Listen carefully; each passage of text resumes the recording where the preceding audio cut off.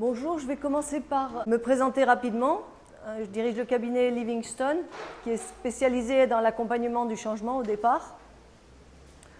Donc, c'est un cabinet qui existe depuis 25 ans. Je suis intervenue aussi pas mal dans le tourisme. Je travaillais avec Catherine Davera, avec l'Office de tourisme et toutes les équipes tourisme du territoire en province nord aussi. Et ça fait un certain temps qu'on travaille sur les relations internes dans les entreprises avec un credo de Livingstone qui est des salariés heureux pour des clients heureux. Donc accompagner le changement pour que les gens soient bien dans leur peau, et évidemment, et plus envie de se défoncer s'ils sont bien dans leur basket que si c'est plus tendu.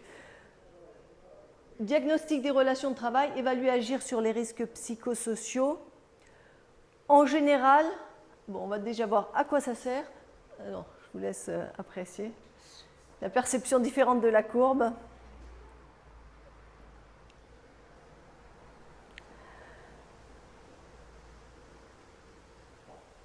En général, on nous appelle sur des situations d'urgence. Dans le cadre de la démarche de la DTE, il y a un diagnostic des relations de travail qui peut être exigé par la DTE, par le médecin du travail. C'est parfois les syndicats qui le demandent. Donc c'est souvent dans des situations d'urgence.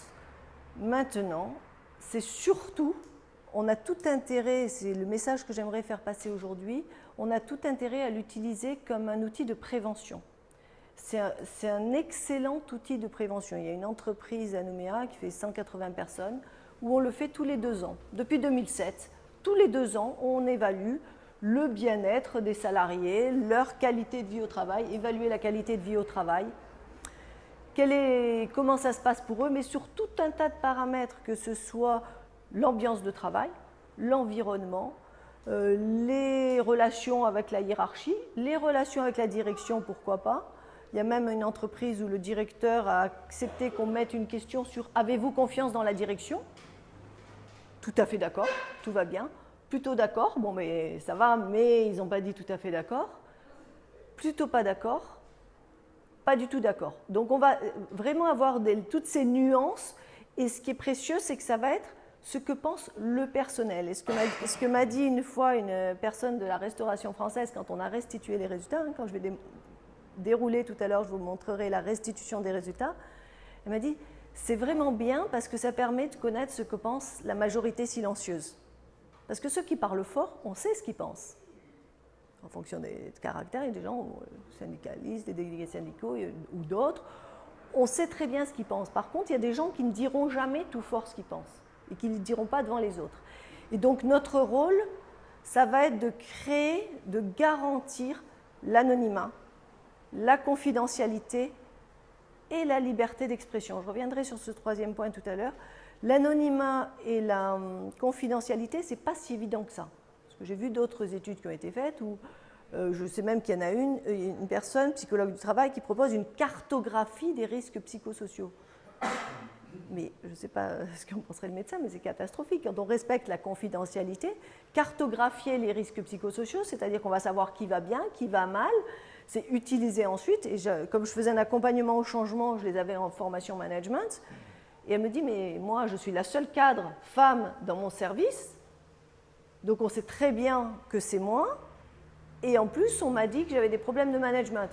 Attendez, elle est en formation management, laissez-lui le temps de suivre la formation et après vous pourrez lui faire des reproches.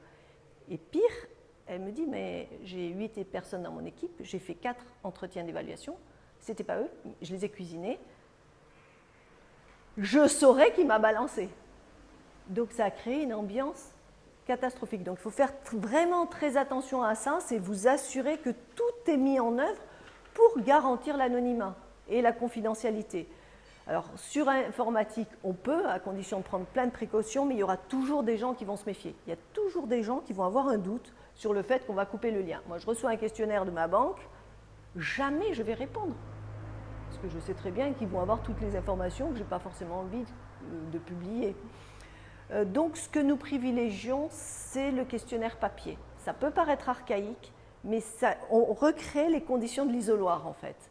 Donc chacun remplit son questionnaire. Souvent, je viens faire un petit speech. Je n'envoie pas un consultant junior. Je viens moi-même. J'explique tout ce qu'on met en œuvre pour garantir la confidentialité, l'anonymat. Et il y a 30, 40 questions, mais on peut en faire beaucoup plus. L'entreprise dont je parlais tout à l'heure, qui le fait tous les 2 ans, il y a jusqu'à 85 questions. Parce qu'elle dit tant qu'à faire, autant que les gens puissent répondre sur tout. Et en fait, on parlait de reconnaissance, vous parliez de reconnaissance depuis ce matin. C'est aussi un outil de reconnaissance. Notre avis est important.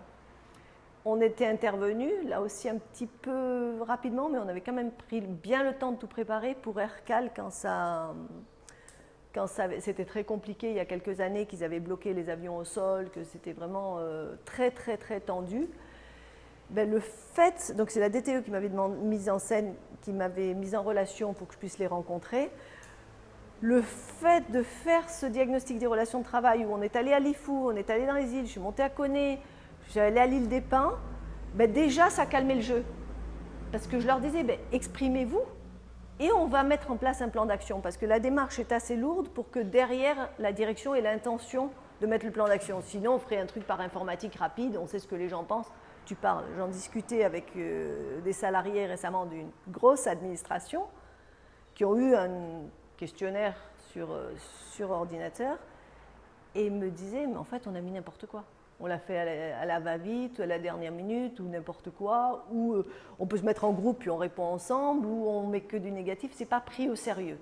Alors que le fait de le faire sur papier, après on a quelqu'un qui saisit et on garantit aussi 0 erreur de saisie, hein, on met les moyens pour ça. D'aller voir les gens. J'étais à 5h du matin à Koumak, dans la mine, disait mais d'habitude les consultants ils partent le matin, ils arrivent à 14h quand nous on barre chez nous parce qu'on n'a qu'une envie, c'est de barrer parce qu'on s'est levé à 3h du matin. Non, à 5h du matin on était avec eux à remplir le questionnaire et vraiment c'était très bien perçu en termes de on a envie d'être écouté. Et des entretiens individuels c'est possible pour une petite structure. Mais sur une structure de plus de 20, 30 personnes, on monte à 180 personnes, 300 personnes, le questionnaire papier, c'est quelque chose qui a fait ses preuves. Donc, ce qui va permettre de connaître les points forts sur lesquels s'appuyer et les points d'amélioration sur lesquels travailler. Les points forts, ce n'est pas toujours ce qui est mis en avant. Hein. Souvent, on cherche les dysfonctionnements parce qu'il y a eu des risques psychosociaux, il y a des tensions, il y a des souffrances au travail. C'est très important. Notre approche, c'est aussi d'aller chercher les points forts, des choses sur lesquelles on va pouvoir s'appuyer. Parce que quand on restitue ensuite les résultats, c'est quand même très positif de pouvoir dire il y a ça qui va bien, il y a ça qui va bien, et il y a des points sur lesquels on peut encore mieux faire, et voilà ce qui va être mis en place. La méthode sur laquelle on s'appuie, c'est la méthode de l'ANACT, hein, qui a été préconisée par la DTE. Donc tous les consultants agréés ont reçu une formation. Moi, j'ai reçu les 2 niveaux de formation, niveau 1 et niveau 2. C'est assez costaud, dense. Le principe, c'est de dire qu'il y a 4 points. Le contexte de l'entreprise, les exigences de l'organisation, l'exigence des salariés et les relations professionnelles. Et vous voyez, au milieu, il y a la situation de travail avec un ressort. On pourrait dire que chacun tire de son côté. D'un côté, les exigences de l'organisation, hein, on veut optimiser, on veut mieux faire, plus de performances, plus de résultats, etc. Et de l'autre côté, organisation de travail, GRH, management. Et de l'autre côté, il y a le salarié qui, même s'il ne l'exprime pas clairement, mais il préfère travailler dans une bonne ambiance, être pris en compte, s'épanouir dans son travail, se développer. Alors, il a un besoin de reconnaissance et d'équité. Il a besoin d'avoir du sens dans son travail. On parlait tout à l'heure, Philippe disait la personne, le soudeur et l'ingénieur. Moi, souvent, l'autre jour, je croisais la femme de ménage à l'IOM et je partageais avec elle. Je voyais qu'elle peinait un peu à la tâche. Il y avait la clim qui était en panne. Et je dis, vous savez ce que je dis aux managers quand je fais une formation manager? Je pose la question, quelle est la personne la plus importante de l'entreprise? Alors, c'est le patron, c'est le directeur, quelquefois on me dit c'est le client. Je dis, ben, pour moi, c'est la femme de ménage. Parce que c'est tellement plus agréable de travailler dans des bureaux qui sont propres, de travailler dans un contexte qui est agréable. Alors que s'il y a de la poussière partout, si c'est ça, s'il y a des papiers par terre, personne ne peut travailler. Donc pour moi, la femme de ménage, c'est la personne la plus importante. Elle était là, elle me dit, ah bon, elle était toute contente. Donc les exigences des salariés, c'est que le métier soit reconnu, quel qu'il soit, qu'il on puisse trouver également, dans la mesure du possible, un équilibre entre la vie au travail et la vie privée. Et ça fait partie souvent des questions qu'on va poser dans notre questionnaire. Comment vous vous positionnez dans votre équilibre, comment vous percevez votre équilibre. Bien sûr, c'est une perception, c'est extrêmement subjectif, mais justement, ce qu'on va chercher, c'est cette subjectivité. C'est toutes ces perceptions différentes des salariés qui vont permettre d'avoir une photo à un moment donné de ce qui fait l'entreprise. Donc, dans le modèle de l'ANACT, l'idée, c'est plutôt pour l'après-diagnostic, hein, une fois qu'on a toutes les informations, voir il y a la notion de contrainte et ressources. Donc, c'est que du vocabulaire, hein, mais c'est une contrainte forte de l'organisation, bah, c'est de vouloir avoir des résultats à tout prix, etc., même si au détriment des personnes. Le contexte de l'entreprise, ça peut être une concurrence forte, un contexte de crise. On pense au métier de la mine en ce moment. Donc, il y a un contexte de l'entreprise qui peut compliquer les choses. Les relations professionnelles qui peuvent être plus ou moins bonnes. Dans le contexte de l'entreprise, on peut avoir aussi le turnover. Quand il y a un turnover élevé, il faut former les nouvelles personnes, il faut recruter, ça prend du temps, de l'énergie, ça peut être démotivant. Et donc, contraintes et ressources, on essaye de, évidemment, diminuer les contraintes et augmenter les ressources. Le diagnostic de relations de travail, globalement, comment ça va se passer? Ça dépend de la taille de l'entreprise. Si c'est une grosse entreprise, souvent il va y avoir un appel d'offres avant. Donc quand on arrive, il y a déjà une équipe projet qui a été constituée et qui nous a choisis. Donc l'équipe projet est déjà en place. Si c'est une plus petite structure, c'est plutôt directement avec la direction. On va avoir des réunions de cadrage, évidemment, pour avoir la perception de la direction, pour avoir ses objectifs, ce qu'elle en attend, s'il y a eu d'autres études qui ont été faites avant, et tous les indicateurs, que ce soit l'absentéisme, que ce soit le turnover, enfin, tout ce qui peut déjà exister dans l'entreprise, on va analyser tout ça. Présenter la démarche aux IRP. Donc, dans le cadre de la démarche aux IRP, aux institutions représentatives du personnel, on va reprendre tous les éléments sur les risques psychosociaux, que je ne vais pas avoir aujourd'hui, puisque vous en avez largement entendu parler depuis ce matin. Mais on peut même prévoir une demi-journée sur les risques psychosociaux pour les cadres, pour les IRP, pour la direction, parce que ça permet de vraiment placer les choses. On a un film de l'ANACT qui est très bien fait, qui est très très parlant, et donc on place le sujet des risques psychosociaux avant tout démarrage. Et une fois que tout a été présenté, on informe le personnel sur pourquoi c'est important, pourquoi c'est important qu'ils puissent s'exprimer et qu'ils le fassent du mieux qu'ils peuvent. Et c'est là le point recueil de la perception du personnel. J'ai évoqué le questionnaire tout à l'heure. Ça peut aussi être des entretiens individuels.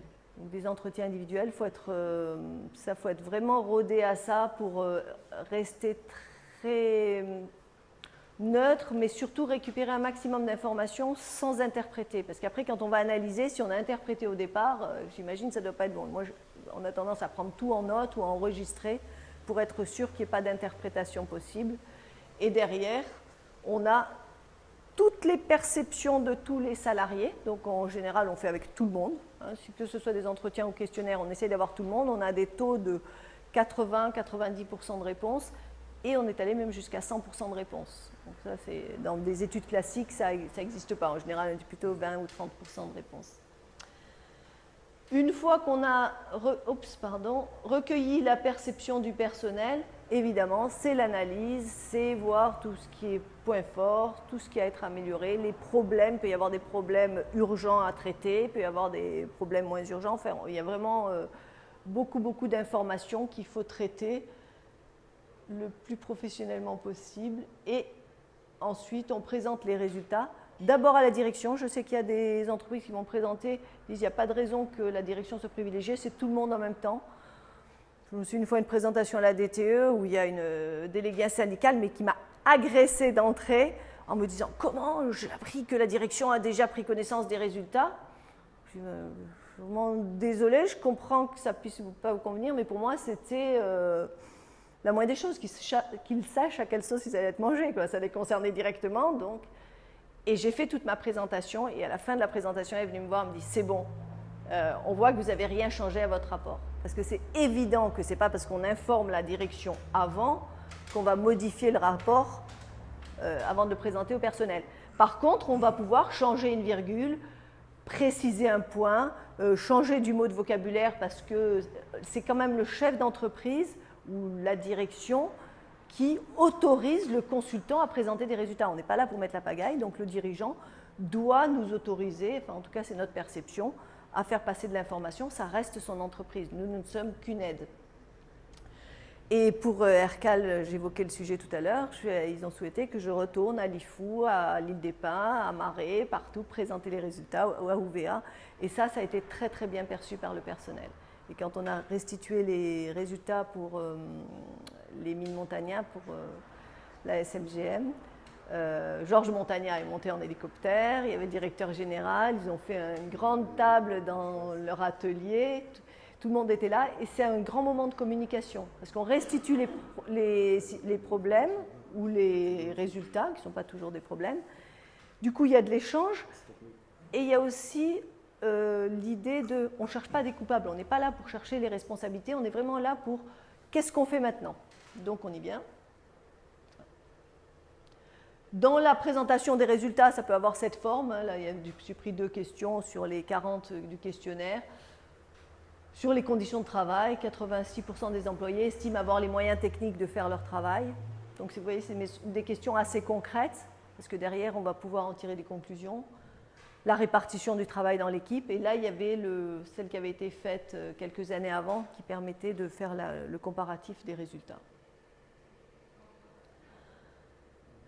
Donc une fois que tout cela est fait, on a restitué les résultats à la direction, aux IRP, au CE, au CHSCT, enfin toutes les personnes qui avaient été prévues au départ. Il s'agit de lancer les plans d'action. Et c'est là que le vrai travail démarre. Autant la qualité du questionnaire au départ est essentielle pour qu'on ait des informations précieuses pour pouvoir avancer, autant une fois qu'on a toutes ces informations, c'est essentiel ce qu'on va en faire. Parce que les plans d'action, on peut sortir 3 lignes de plans d'action, retrouver toujours les mêmes plans d'action. Là, ce que nous faisons, c'est d'organiser des réunions de travail avec toutes les personnes concernées. Et vraiment du brainstorming. Et on sort avec 20, 30, 40 plans d'action, des choses rapides. Je me souviens d'une entreprise récemment, ça faisait plus d'1 an qu'ils essayaient d'avoir des smartphones, parce qu'ils estimaient qu'une partie du personnel avait droit au smartphone. Et un des directeurs avait décidé que non. Et donc, c'était carrément, il y avait des messages incendiaires des 2 côtés, parce que oui, on en a besoin, non, ce n'est pas nécessaire, il ne doit pas y avoir de favoritisme, oui, mais nous, etc. On a fait une réunion de travail, où j'ai mis les choses sur la table, est-ce qu'ils en ont besoin, oui ou non, pourquoi, comment, etc. Et dans la semaine, ils avaient leur smartphone. Quand je suis revenue les voir, ils étaient tous là, merci, merci, ils avaient leur smartphone sur la table, ils étaient tout contents. C'est des choses qui peuvent être aussi rapides que ça. Après, sur les plans d'action, il y avait un camion carrément dangereux où il y avait quelque chose qui était mal arrimé, où les gens me disaient, mais à 30 à l'heure en ville, ça va. Dès qu'on sort de la ville, c'est dangereux. Bon, ça devient une urgence. Il y avait le HSE qui était là. Réunion avec le HSE, récupération des informations importantes. Ça a été assez costaud. Ce n'est pas moi qui vais les aider sur ces sujets-là. Par contre, je pilote le projet jusqu'au bout pour que les choses aient lieu. Et chaque fois, donc les réunions de travail, les plans d'action qui sont validés dans la foulée, qu'on présente à la direction, une fois qu'on a validé les plans d'action, on passe à l'attaque, et des actions sur mesure, concrètes. La réunionnite aiguë, c'est vraiment pas mon fort, les réunions qui n'en finissent pas, qui ne servent à rien, on lutte contre ça, même parfois on fixe des objectifs en termes de diminution de temps passé en réunion, ça a le mérite d'être concret. Et on fait surtout, donc on valide des étapes et le planning. Et bien sûr, il faut absolument qu'il y ait un suivi et des points d'avancement. Là, il y a une entreprise, une grosse administration avec qui on a démarré au mois de septembre l'an dernier, septembre 2015. En novembre, on a présenté les résultats. On a démarré les plans d'action en décembre. Bon, les fêtes de fin d'année, ça s'est un peu calmé. Janvier, février. Février, on a fait un point d'avancement avec tout le personnel concerné, les 70 personnes concernées. On a refait un point d'avancement alors qu'ils ne faisaient jamais de réunion d'équipe. Et on en refait un fin juin, ce qui pratiquement clôture la mission, où on a mis en évidence que les 25 plans d'action avaient été traités. Donc voilà la forme que ça peut prendre. Donc je reviens juste sur un point, c'est que ça peut être fait dans l'urgence parce qu'il y a un problème, parce qu'il y a des dysfonctionnements, parce qu'il faut le faire. Et dans ce cas-là, ça peut être que bénéfique, parce qu'on va partir sur des choses concrètes. C'est la photo à un moment donné de ce qui va bien et ce qui va moins bien. On peut tout à fait, et on a tout à fait intérêt à le faire en prévention, parce que ça va permettre de traiter les problèmes avant qu'ils arrivent. Par exemple, on peut avoir une question sur les discriminations. Est-ce que vous estimez qu'il y a des discriminations? Après, on peut détailler en fonction des entretiens qu'on aura eus au départ. Et puis, en fait, normalement, non. Puis, tout d'un coup, dans une entreprise, on nous dit oui. Ah ben mince, on va les creuser avant qu'il y ait un problème, parce que la direction ne souhaite pas qu'il y ait de discrimination. Les problèmes de sécurité, je reprends un exemple sur est-ce que vous vous sentez en sécurité dans l'exercice de vos fonctions?